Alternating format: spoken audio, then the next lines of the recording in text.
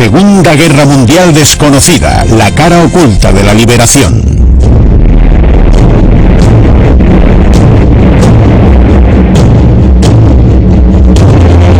Fue una batalla que duraría más de 11 meses. 11 meses desde el día D, el 6 de junio de 1944, hasta el 8 de mayo de 1945, día en que se firmó la capitulación.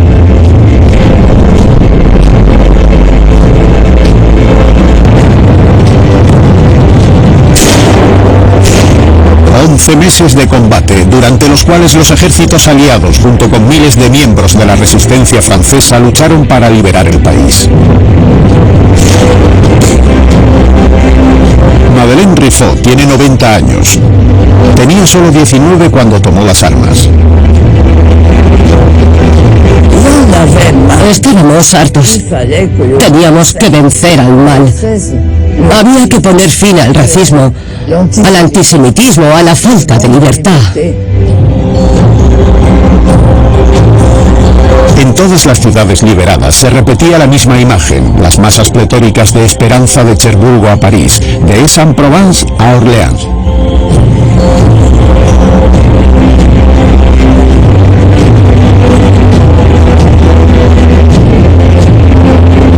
Jean Moussel tiene 84 años.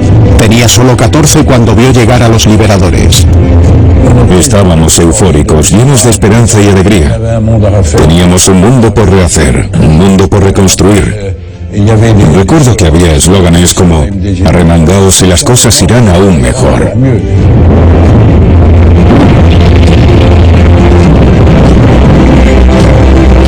Pero detrás del júbilo y la esperanza había otra realidad, el caos. Ajustes de cuentas, escenas violentas, ejecuciones sumarias. La justicia se hacía en la calle. Pierre Roux tiene 89 años. En aquel momento solo tenía 20. Aún recuerda el miedo y la inseguridad que se respiraba. Hubo detenciones arbitrarias. Bastaba con decir "mi vecino es una mala persona" para que le arrestasen.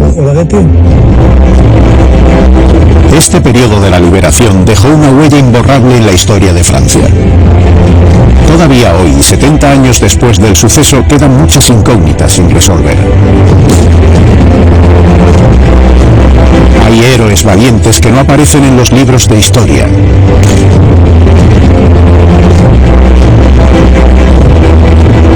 Estratagemas increíbles contra el enemigo. Acciones vergonzosas que fueron ocultadas. Sucesos controvertidos que desaparecieron de la memoria oficial. Es la cara escondida de la liberación francesa que vamos a explorar.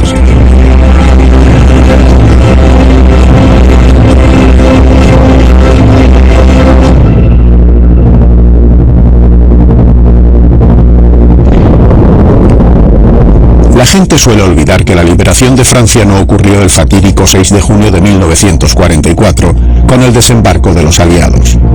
Aunque hubo más de 150.000 soldados que devolvieron la esperanza al pueblo francés cuando pisaron Normandía, en realidad, el destino de Francia estaba en juego a miles de kilómetros de allí.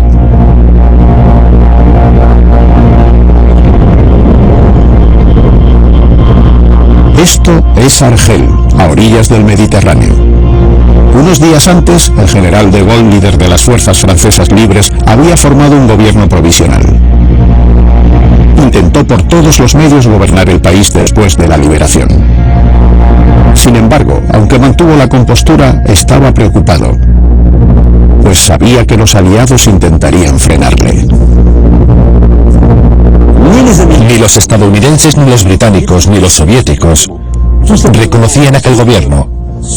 Como se habían aliado con el presidente Roosevelt, no lo consideraban legítimo. Al otro lado del Atlántico, en la Casa Blanca, el futuro de Francia ya se había decidido. El el presidente estadounidense Franklin Roosevelt se oponía a que el general de Gaulle estuviese al mando del país, pues era inconcebible que un soldado sin ningún tipo de legitimidad democrática liderase el futuro gobierno. Por ello, la administración aliada ya había tomado las medidas necesarias para controlar el futuro de un país que para ellos pertenecía al bando perdedor y había colaborado con Alemania. En Normandía las tropas no solo estaban formadas por soldados, había cerca de 1500 administradores que eran militares formados para supervisar la gestión de la Francia libre. Durante la liberación, Francia estaba en manos de los aliados, mientras el país se reconstruía. Un proceso que, según el general, era completamente criminal, puesto que no reconocía la soberanía de Francia ni el liderazgo del general de Gaulle. Pero eso no es todo. Washington tenía billetes franceses impresos en Estados Unidos, como estos billetes de 5, 10 y 100 francos. Un total de 40.000 millones. En Normandía, los soldados ya pagaban con estos francos impresos en Estados Unidos. El general de Gaulle lo calificó de intolerable. Era como si Francia fuese una colonia estadounidense. La historia de los billetes es bastante reveladora, ya que en ellos no aparecía de Gaulle, como era de esperar, ni tampoco aparecía ninguna mención al gobierno provisional.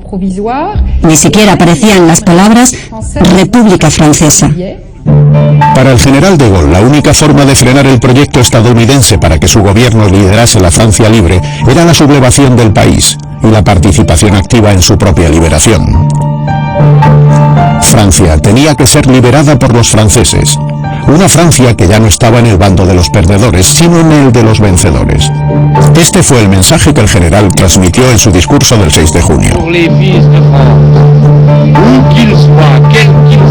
Le devoir simple et sacré est de combattre par tous les moyens dont il dispose. Il s'agit de détruire l'ennemi. Francia fue conquistada en 6 semanas en 1940.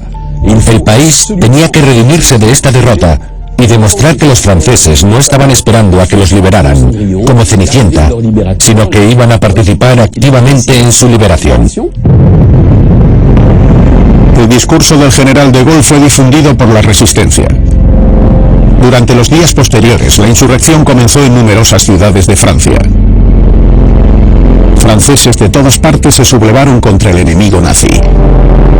No obstante, con los estadounidenses a miles de kilómetros, la liberación del país no sería una empresa fácil. Los alemanes habían detenido y ejecutado a muchos de los resistentes más veteranos.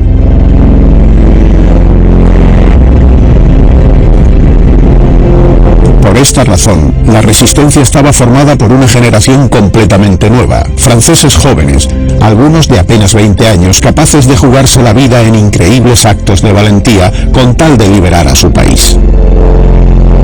Entre ellos estaba Madeleine Riffaut, una joven de 19 años. A pesar de las apariencias, detrás de esta jovencita educada había una luchadora fuerte y tenaz.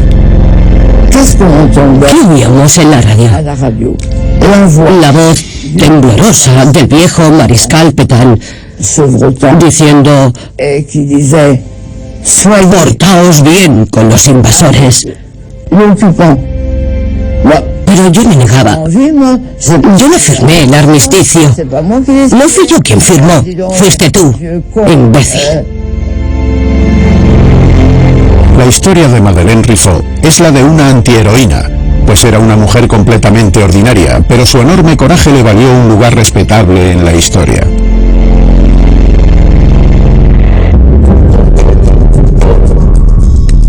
Todo empezó en 1942. Oriunda de un pueblo de la región de Picardía, Madeleine se mudó a París para estudiar medicina en la Sorbona. Quería ser matrona, pero sin pedir permiso a sus padres se unió a un grupo de estudiantes de la resistencia. En cuanto pudo, participó en misiones de propaganda, colocaba carteles en la calle, pasaba cartas de contrabando. Esto podría haberle costado la vida, pero esta mujer menuda pronto impresionó a sus superiores. Cumplía con éxito unas misiones relativamente fáciles, inspiraba confianza y mostraba compromiso, pasión, seguridad y responsabilidad. Tenía la cabeza en su sitio. Madeleine era una persona sensata. Pronto la ascendieron a líder del grupo. Tenía a 4 hombres a sus órdenes y su nombre en clave era Reiner. Recibió formación militar básica sobre manejo de armas. Tuvo que transportar material para las operaciones de sabotaje. En estas curiosas imágenes aparece rodeada de un grupo de soldados.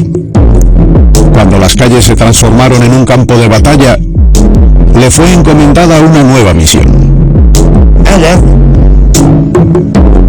Venga, moveos. Viene un tren desde Menilmontant por el pequeño cinturón y está lleno de alemanes. Sí, venía un tren. 14 vagones cargados de rifles, 1 tonelada de munición y cientos de soldados. Era un convoy muy importante para los alemanes. El tren llegó a la estación de Lyon a través de lo que se conoce como el pequeño cinturón. Los resistentes temían que intentase llegar a la estación del Este porque justo al lado, en la Plaza de la República, había unos barracones militares enormes. Eran los barracones alemanes del príncipe Eugene. Si llegaban los refuerzos se abriría un nuevo frente y les pillaría desprevenidos. Si el tren conseguía llegar hasta allí, podría acabar en un baño de sangre. Las tropas asesinas se aproximaban y temíamos que se produjese una masacre en el norte de París, ya que ya se estaban construyendo las barricadas. Madeleine solo contaba con 3 personas para detener el tren. El resto estaba luchando en las calles, así que ordenó que cogiesen todos los explosivos que quedaban. El pequeño grupo llegó al parque Bat-Chaumont, donde Madeleine tenía previsto interceptar el tren. Nos montamos en el coche con las armas y cuando llegamos al puente del parque de Bat-Chaumont ya se veía el tren. El convoy militar se había parado justo en el interior del túnel. Los soldados estaban inspeccionando las vías del tren para asegurarse de que todo estaba bien. Madeleine y sus hombres se ocultaban detrás de los árboles, pero eran solo 4 contra cientos de alemanes. El tren podía arrancar en cualquier momento y había que pararlo como fuese, por lo que Madeleine decidió utilizar todo lo que tenía a mano. Empezamos a sacar nuestra munición y lanzamos los explosivos a la locomotora. Lancé todo lo que tenía. Hubo una explosión enorme que ni siquiera entraba en nuestros planes. Lanzamos muchísimos explosivos. Los resistentes no paraban de lanzar granadas. Convencidos de que se enfrentaban a un pequeño ejército, los alemanes se asustaron y volvieron a entrar en el túnel. Entonces Madeleine decidió arriesgarse. Ella y sus 3 camaradas avanzaron por las vías del tren y lanzaron todas las bombas de humo que les quedaban para asfixiar al enemigo. Los soldados no tuvieron más remedio que rendirse. Unos minutos después, un fotógrafo captó el momento en el que un puñado de resistentes vencieron a los soldados alemanes. Se rindieron. Pusieron las manos arriba en silencio. Eran 80. Al detener el tren, la joven evitó que los alemanes contraatacasen y consiguió armamento para los resistentes, que sería de gran utilidad en los siguientes días. Esto ocurrió el 23 de agosto de 1944 y casualmente ese día cumplió 20 años. Madeleine Riffaut estaba tan involucrada en la batalla que se le había olvidado por completo. El 26 de agosto de 1944, en los Campos Elíseos, el pueblo francés estaba exultante. El general de Gaulle fue aclamado por una muchedumbre que no se veía allí desde hacía más de 4 años. y en el ayuntamiento pronunció un discurso que pasaría a la historia. Paris outragé, Paris brisé, Paris martyrisé, c'est Paris libre. Pero sobre todo lanzó un mensaje crucial al mundo. Los franceses habían liberado la capital por sí mismos. Libéré par lui-même, libéré par son peuple, avec le concours des armées de la France, avec l'appui et le concours de la France tout entière. El general sabía que estaba a punto de alcanzar su objetivo. De hecho, el gobierno provisional al que se oponían los estadounidenses por fin había sido reconocido oficialmente por los aliados.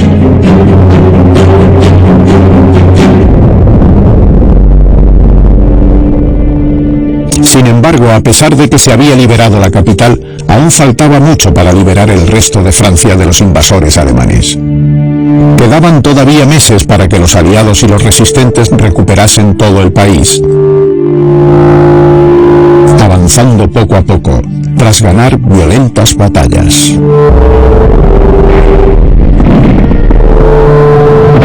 Y en todas las ciudades en las que los alemanes entregaban sus armas, esto era lo que salía en las noticias. Masas llenas de júbilo. La multitud ovacionando a los libertadores. La gente aliviada tras deshacerse de los invasores. Pero detrás de estas imágenes de la muchedumbre celebrando la recuperación de la libertad, la mayor parte del pueblo francés sufría una realidad mucho más triste. Pierre Roux tenía entonces 19 años. Recuerda ese día como si fuera ayer. Después de la liberación, en los días posteriores, hubo detenciones arbitrarias. Bastaba con decir que tu vecino había hecho esto o aquello para que le arrestasen. En Francia era el momento de ajustar cuentas. Rapaban al cero a mujeres en público porque las acusaban de acostarse con los alemanes. A otros les torturaban a plena luz del día, delante de las cámaras, por haber colaborado con el enemigo. Un gran sector de la población estaba furioso tras 4 años de ocupación.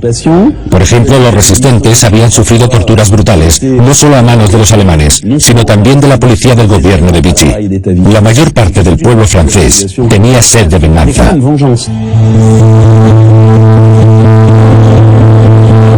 Fue un periodo violento. Podría haber desembocado en una guerra civil perfectamente. Al fin y al cabo, el régimen de Vichy acababa de caer. En teoría, De Gaulle tomaría el poder, pero había sectores de la resistencia que no se lo iban a poner fácil. La gente estaba muy preocupada. Ante esta situación al borde del caos, los franceses no tenían autoridades competentes en las que confiar. Pues durante el gobierno de Vichy, la policía colaboró con Alemania y la gente había perdido la confianza en ella. Las fuerzas de seguridad se habían extinguido prácticamente. Para mucha gente, la policía era sinónimo de colaboracionismo. Pues habían visto cómo algunos agentes franceses protegían edificios alemanes y hacían redadas. Por lo tanto, no tenían ninguna credibilidad.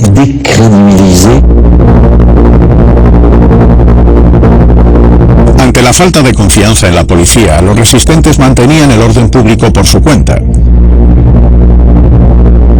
En París, a finales de agosto de 1944, se habían hecho con el control de las comisarías. Incluso habían pintado policía con letras grandes y blancas en sus coches.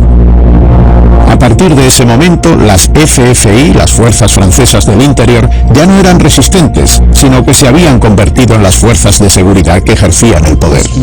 Es necesario recordar quién tenía el poder. La gente que controlaba la policía y la administración de la justicia.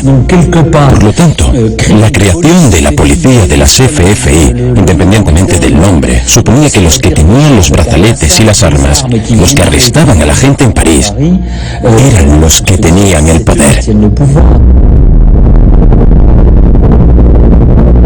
El objetivo de las FFI era mantener el orden y sobre todo detener y condenar a los colaboracionistas. Se habían creado tribunales populares en todo el país, principalmente en Lyon, Grenoble, Montpellier, Toulouse y París. Los miembros de la resistencia tenían carta blanca para garantizar el orden público, hasta tal punto que algunos sobrepasaron los límites. No escuchaban a las víctimas. Era una situación de pseudo-justicia. Había muchos que arrestaban, otros juzgaban, otros ejecutaban, actuaban al margen de la ley. Esta es la cara oculta de la liberación, un tema delicado que se ha mantenido alejado de los libros de historia durante años. Hubo un centro de detención famoso por su crueldad. El Instituto Dental en París, un enorme edificio de ladrillo situado en el distrito 13 de la capital francesa. El 20 de agosto de 1944, algunos miembros de la resistencia ocuparon el instituto para crear sus tribunales. El anfiteatro se transformó en una sala de internamiento colectivo. Todos los detenidos en la región de París por colaborar con los invasores alemanes durante la guerra fueron condenados y encarcelados en el Instituto Dental. Residentes que habían delatado a sus vecinos judíos, miembros de la milicia que habían perseguido a los resistentes, agentes que habían colaborado con los nazis. El instituto estaba presidido por René Sentuc, una figura autoritaria que era más conocido como Capitán Bernard. No obstante, fue un capitán que apenas colaboró con la resistencia, ya que durante la invasión estuvo en esta cárcel cerca de la ciudad de Chartres y en un campo de internamiento cerca de Chateaubriand, porque este militante comunista había sido arrestado en 1940 y pasado 4 años entre rejas durante el régimen de Vichy. Consiguió escapar tan solo unos meses antes de la liberación y se unió a la resistencia comunista. Rápidamente le confiaron el liderazgo del Tribunal del Instituto Dental en París, junto con una docena de miembros de la resistencia, todos bajo sus órdenes. Todos le veían como un hombre muy frío, que a veces tenía ataques de ira, y que era muy duro, despiadado y cruel. Como la prioridad era depurar, matar a los enemigos de la resistencia y del Partido Comunista, se encargó de cumplir con su misión. Los hombres de René Sentuc pronto arrestaron a docenas de colaboracionistas. El Instituto Dental se convertiría en uno de los principales lugares de depuración de la resistencia. En menos de un mes habían encarcelado a 200 personas. No seguían ninguna ley ni procedimiento. No había investigaciones, contrainvestigaciones, abogados. No se comprobaba nada, todo se basaba en rumores. Durante la ocupación, los rumores podían matar y también podían hacerlo en París después de la liberación. Rumores y denuncias.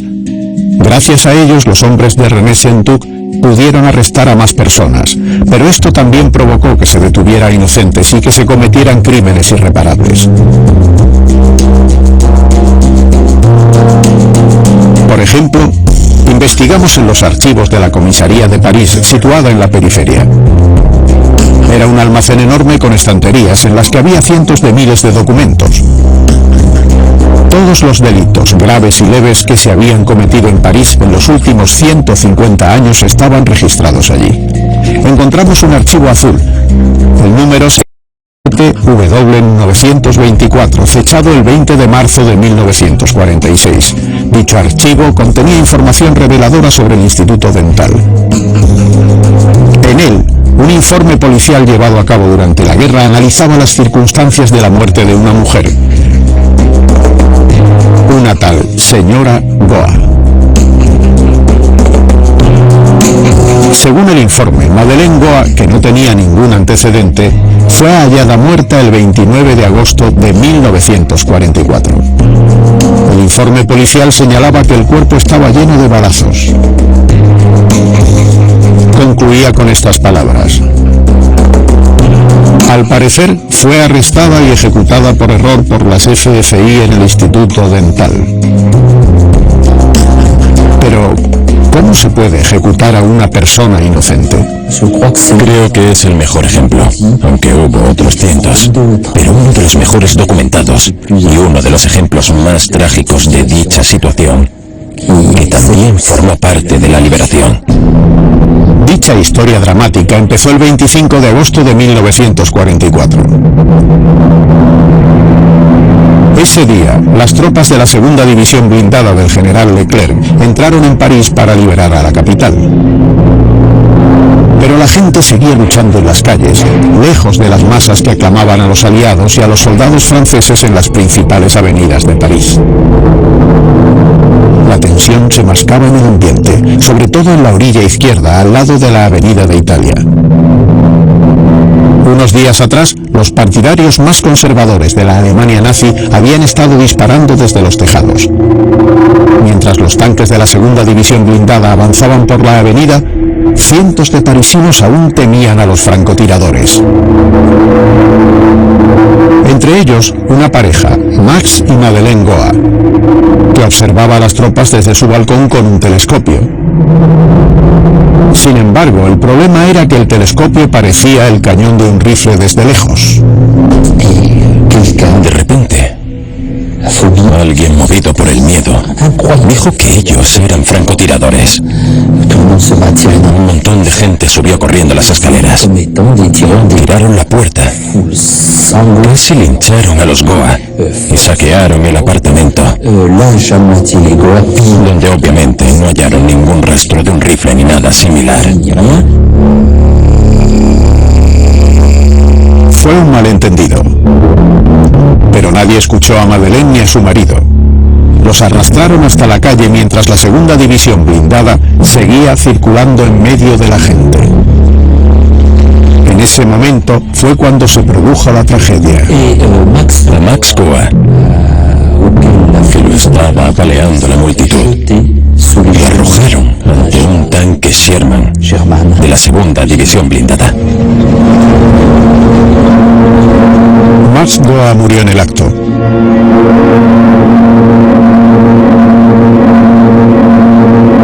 Madeleine se encontraba en estado de shock cuando la llevaron al Instituto Dental para que la juzgaran. Cuando llegó, el tribunal estaba lleno. Docenas de prisioneros esperaban a ser juzgados en el tribunal de René-Sentu. Entre ellos estaba un exdiputado del Consejo Nacional de Vichy llamado Louis Lebeder. Más tarde describió en su diario lo que vivió durante los 16 días que permaneció encarcelado en el Instituto Dental. Esto fue lo que relató. Había mucho ruido en la habitación. No paraban de llegar prisioneros nuevos. Algunos tenían el rostro ensangrentado, señal de que les habían dado una paliza. Hubo una mujer que llamó la atención de Louis Lebeder. Era Madeleine Goa. A tan solo unos metros de él, a Madeleine la estaba interrogando un resistente bastante violento. ¡Cállate la boca!, gritó de repente uno de los guardias con una porra. ¡Maldita zorra! Toma esto, esto y esto. Lebeder observó cómo el guardia aporreaba con furia a Madeleine Goa.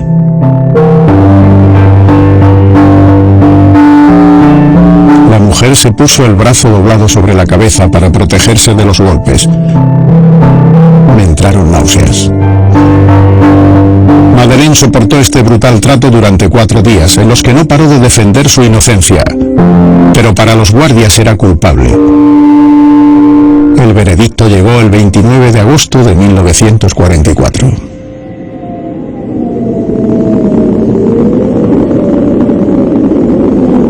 Llevaron a Madeleine al patio del instituto y la colocaron contra la pared.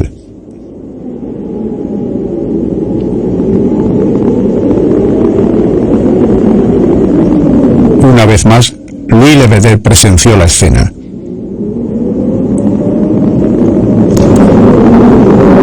Vi a la mujer contra la pared y vi cómo le vendaban los ojos. Vi cómo ella le sacaba la lengua a los ejecutores.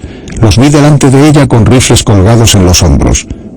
No pude ver lo que pasó después. Oí disparos.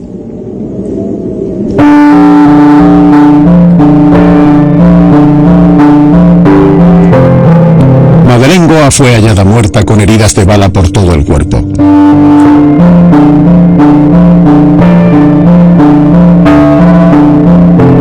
Según el informe policial que llegó 2 años después, Madeleine y su marido eran completamente inocentes.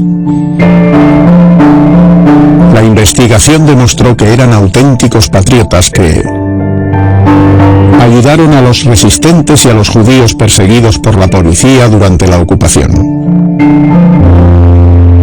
La trágica historia de Madeleine Goa y su marido no es el único caso de abusos cometidos en los tribunales creados por la resistencia.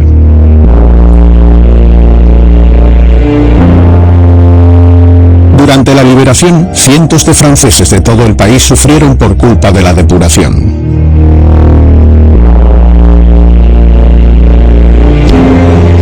No había forma de controlar aquello.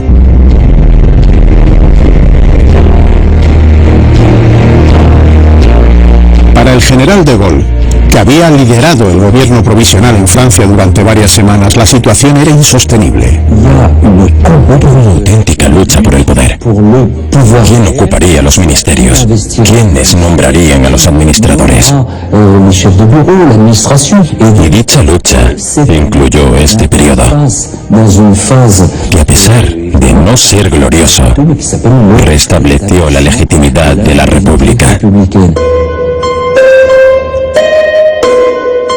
El general de Gaulle pidió ayuda a la policía para restaurar el orden público.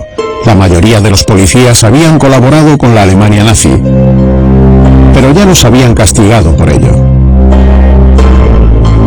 Una de las primeras medidas que tomaron las fuerzas de seguridad fue detener los abusos que estaban cometiendo algunos miembros de la resistencia, como los que estaban al frente del instituto. El 3 de septiembre de 1944, uno de los jefes de la policía de París lo tuvo claro. Solo podrán arrestar los cuerpos de seguridad.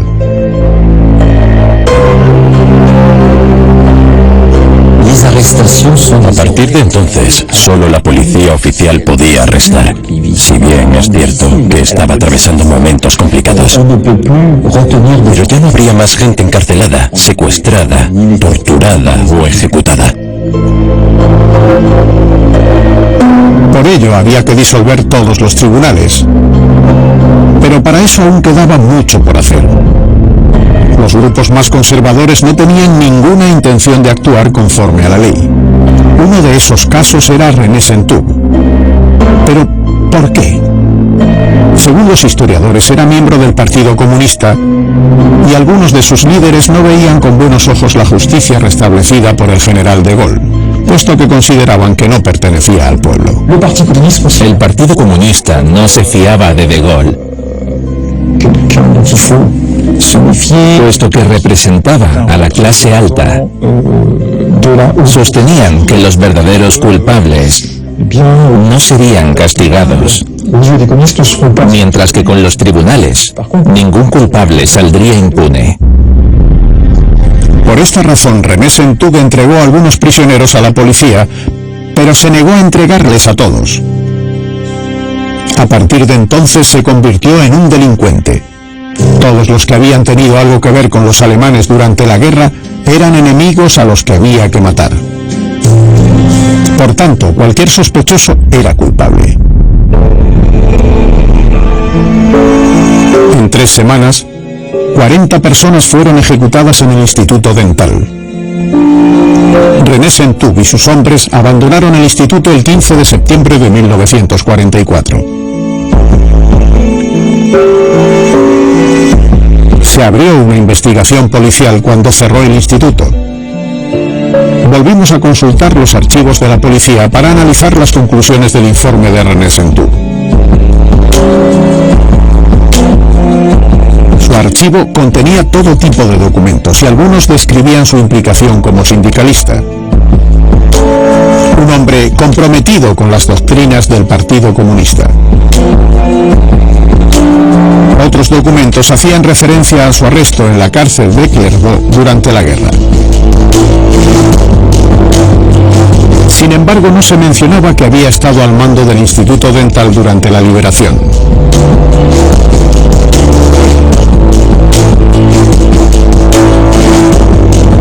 ¿No les interesaba?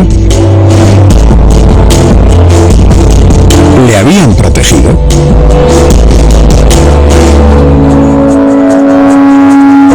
Después de la liberación se abrió una investigación criminal.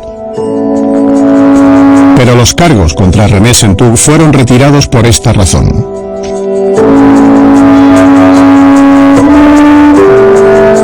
La Fiscalía no tiene pruebas de que los crímenes de los que se le acusa a René Sentoux no estén relacionados con la resistencia y la liberación del territorio nacional.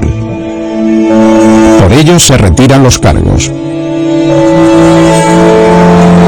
Tribunal Supremo de París, 7 de julio de 1955.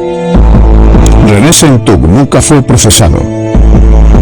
Y en la década de los 50 lo nombraron concejal de Malakoff, un barrio a las afueras de París.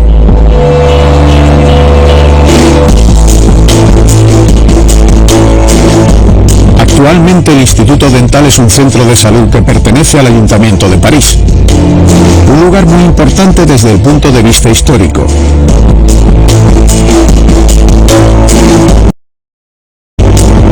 Y aún así,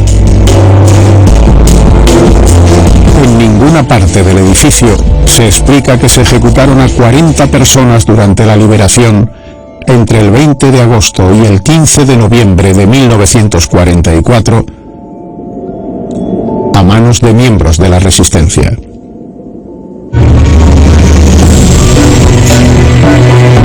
Esto se debe, en parte, a que los franceses habían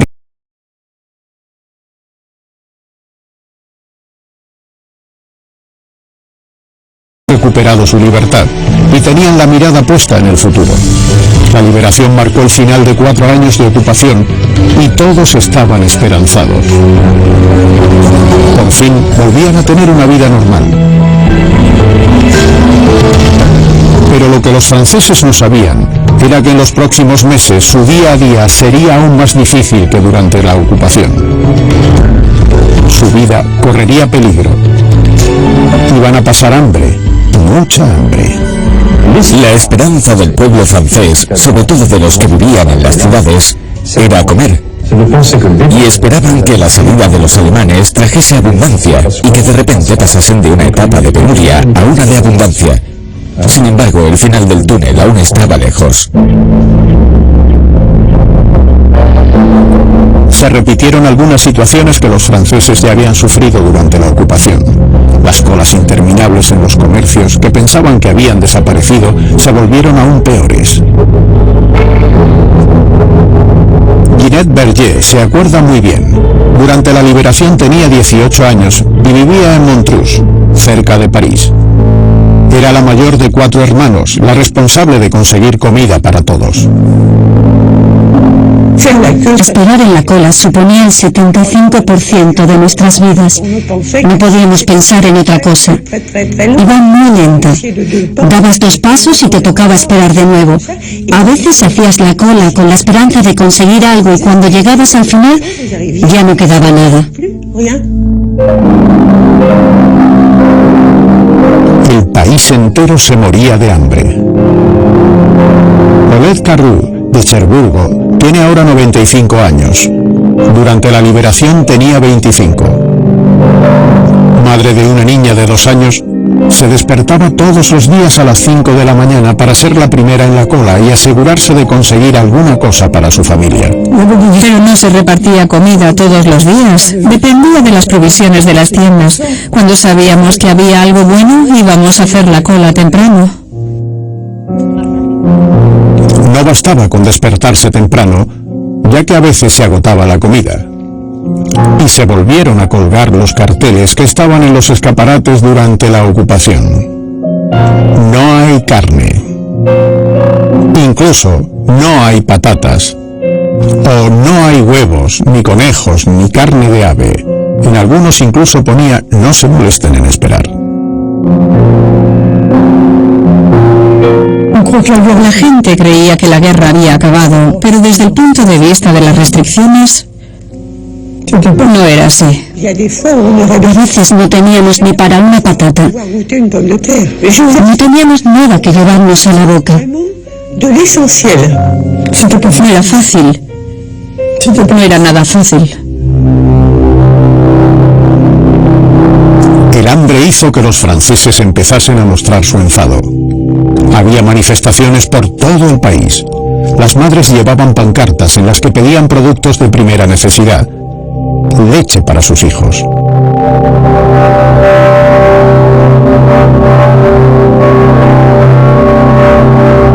En las grandes ciudades, los habitantes empezaron a organizarse para conseguir alimentos. Por ejemplo, en París, los jardines de los grandes edificios públicos se transformaban en huertos gigantes.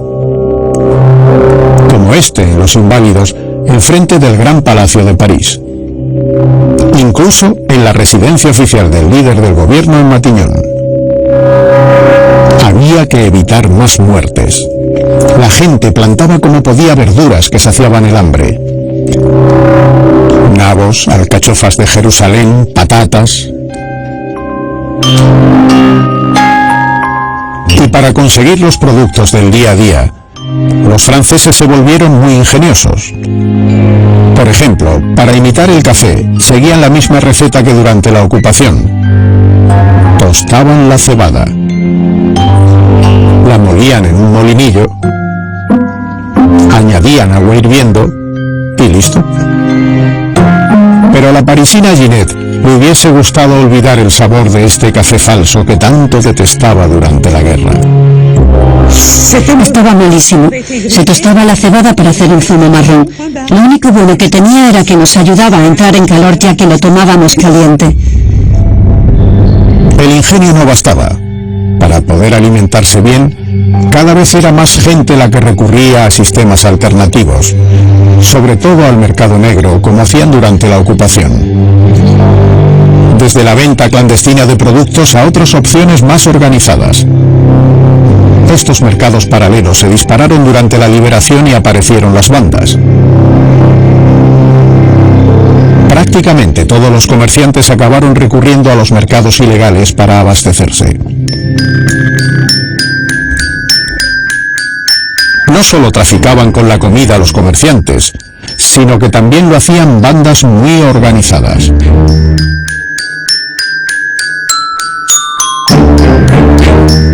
Los mercados negros los abastecían personas que no levantaban sospechas. Los soldados estadounidenses, los Jays. Mientras que los franceses se morían de hambre, los soldados tenían toda la comida que querían, incluso les sobraba. Cada soldado del ejército estadounidense podía ingerir entre 4 y 5.000 calorías al día, una cantidad enorme comparada con las 900 calorías de los parisinos. Algunos soldados sin escrúpulos aprovecharon esta oportunidad para enriquecerse en el mercado negro francés. Todavía hoy no se conoce muy bien esta zona gris de la liberación, pero está saliendo a la luz gracias al trabajo de dos jóvenes historiadores, Arthur Memant y Noémie Fossé. En 1945, entre todos los casos que se desmantelaron, identifiqué 450. Y eso es mucho. Estamos hablando de mercancías que valen millones de dólares. En 1945, la prensa estadounidense se hizo eco de esta alarmante situación. Apareció en la portada de The Young, una revista para los soldados estadounidenses en mayo del 45, con el titular "Todo lo que debes saber sobre los soldados mafiosos de París".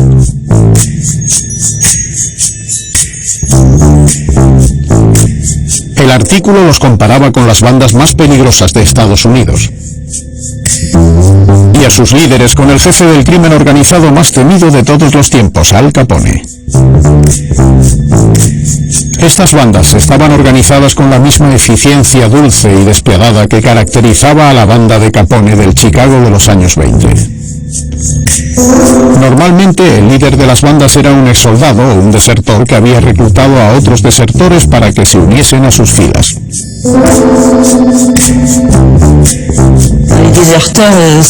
No era difícil encontrar desertores. Estaban en los hoteles y bares.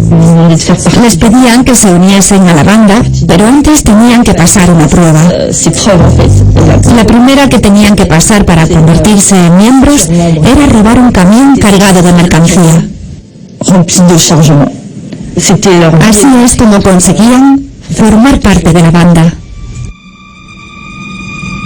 Y una vez que se unían a la banda, nada les frenaba. No les importaba si tenían que atacar a sus antiguos compañeros. Sin embargo, hubo un lugar en el que se produjeron ataques muy violentos.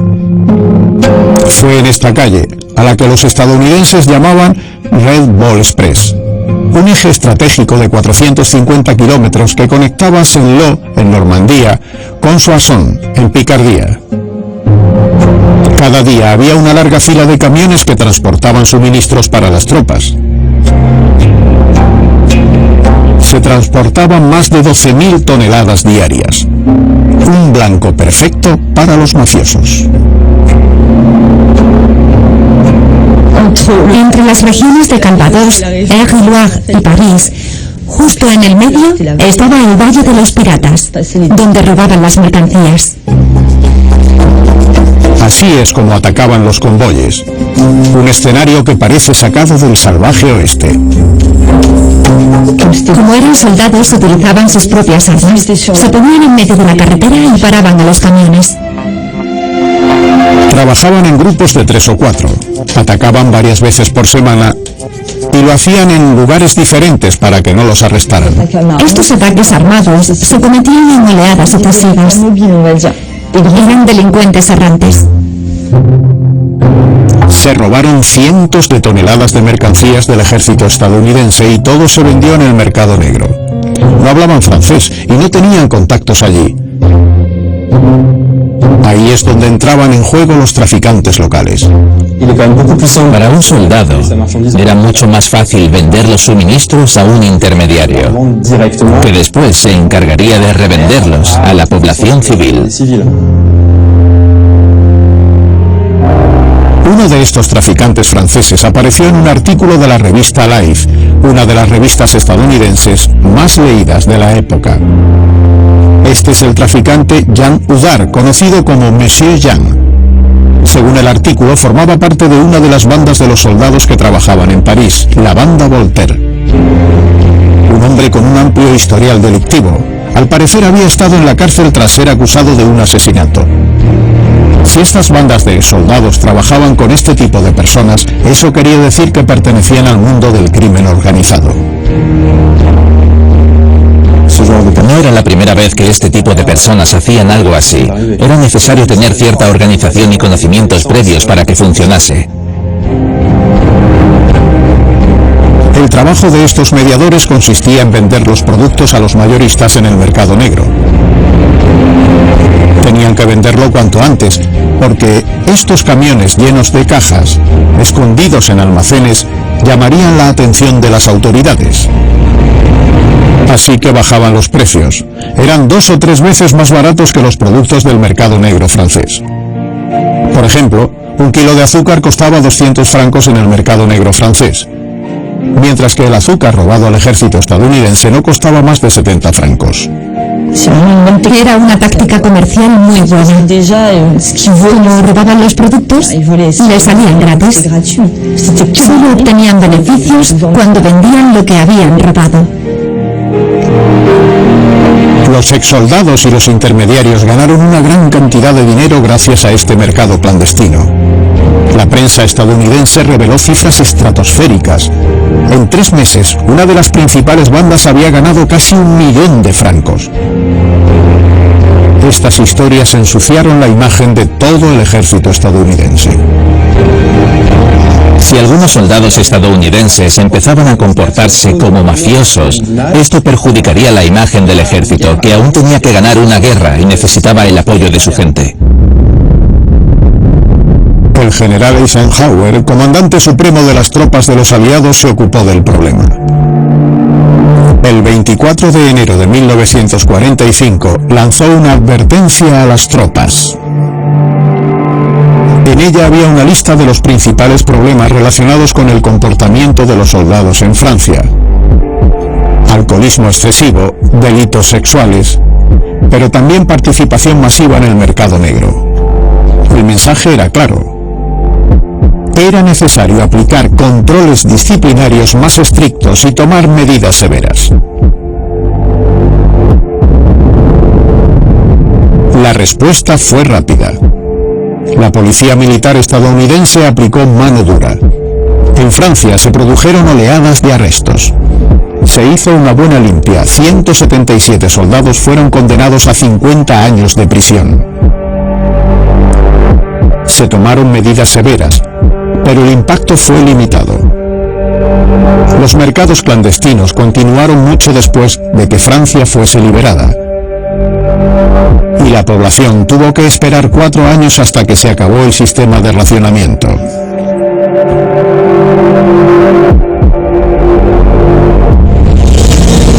El fin de la ocupación nazi no coincidió con una vuelta a la vida normal.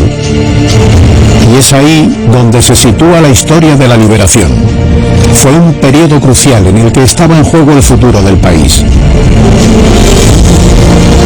Un periodo de alegría y caos, durante el cual los franceses se sublevaron contra el enemigo, pero también contra ellos mismos. Pero fue un periodo dominado por un único objetivo: retomar el control y volver a ser libres.